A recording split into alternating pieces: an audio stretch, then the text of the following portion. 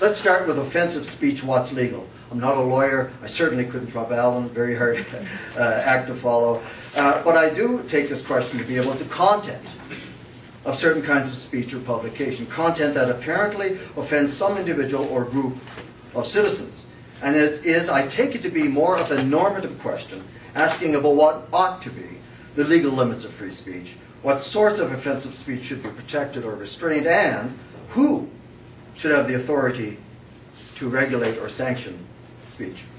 My view is this, not too far from Alan's, I don't believe. A liberal democratic society needs a wide area reserved for controversial offensive speech, up to hate speech laws and the incitement to violence. And the toleration of offensive speech is difficult, but a fundamental feature of an open society. And as a society, we should try to secure free speech and free press, and then we deal with the ethics of our journalism. It is, of course, possible for journalism to be both legal and unethical, in the same way that our actions can be within the law, but unethical. For example, it would be unethical to publish an inaccurate, badly researched, damaging report on a politician for the sake of selling my newspaper, if I own one, even if it was safe from legal action. So we can distinguish between journalism that offends, yet meets ethical norms of journalism, and those that don't, which leads me to the second question, what's ethical? My view is this, simplistically expressed: offensive journalism is not only offensive journalism is not only legal but ethical if it meets, to a tolerable degree, the functions and norms of democratic journalism for democratic society. And this means that stories in question are responsibly assembled, that is, accurate, well-informed, comprehensive, and so on. Deals with essential issues of public interest, and is motivated by a sincere desire to promote rational deliberation and open debate. My view implies that there is such a thing as an offensive journalism in the public interest, and that journalists do and sometimes should offend, and that they can do that with varying degrees of responsibility. Let me try to explain these statements. First, why defend offensive journalism in the first place? Well, because almost all reports, analysis, or commentary will offend someone. Every critical book review, every piece of investigative journalism that reveals corruption, every negative analysis of performance in public life will hurt someone,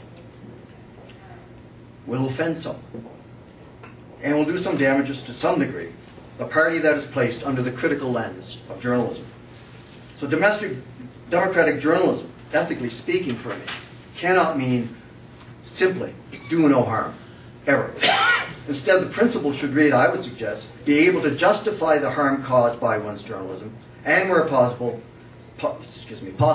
minimize unnecessary harm to the vulnerable and the least powerful.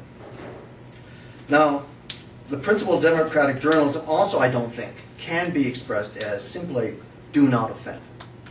The right not to be offended per se cannot be a fundamental principle regulating a free press, because just about anything, as I said, can be considered offensive, or it can be the product of intolerant social attitudes.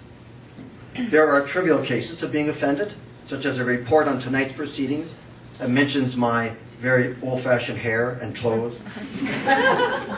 There are more serious forms of offense, for example, where you would get my remarks wrong, or dismiss me because I'm a white, middle-aged Canadian of dubious Irish ancestry. So at the very least, to get around the ethical side of this, we've got to distinguish between forms of offense and see if any should restrain journalism. Further, the idea of being offended is relative to person, time, and place. We have to think about that. A friend of mine, I call him my friend, is deeply offended, so he tells me, by watching news reports of gays being married and kissing. And if he had it his way, TV producers would be forced not to run such offending material.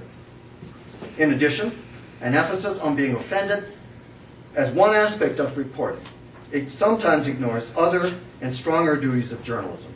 In some cases, journalists have a duty to report unpleasant and inconvenient facts that many in society would choose to ignore or deny. At the start of the Robert Pickton trial in New Westminster, BC a year ago, how time flies, placed news organizations between audiences that demanded extensive coverage and audiences that demanded limited or cautious coverage.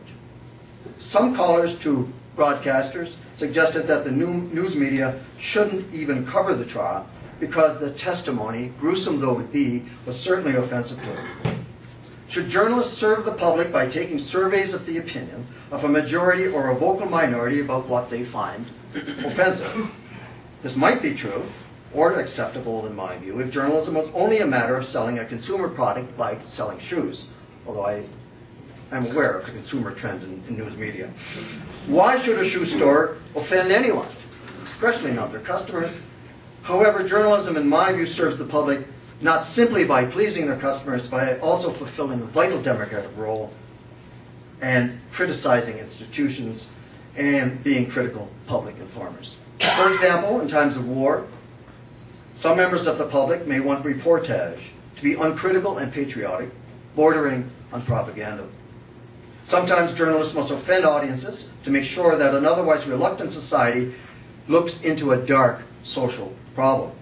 In the late 1980s, I and other reporters covered the Mount Cashel Orphanage Inquiry into the physical and sexual abuse of young male orphans by the Catholic Christian Brothers in St. John's, Newfoundland.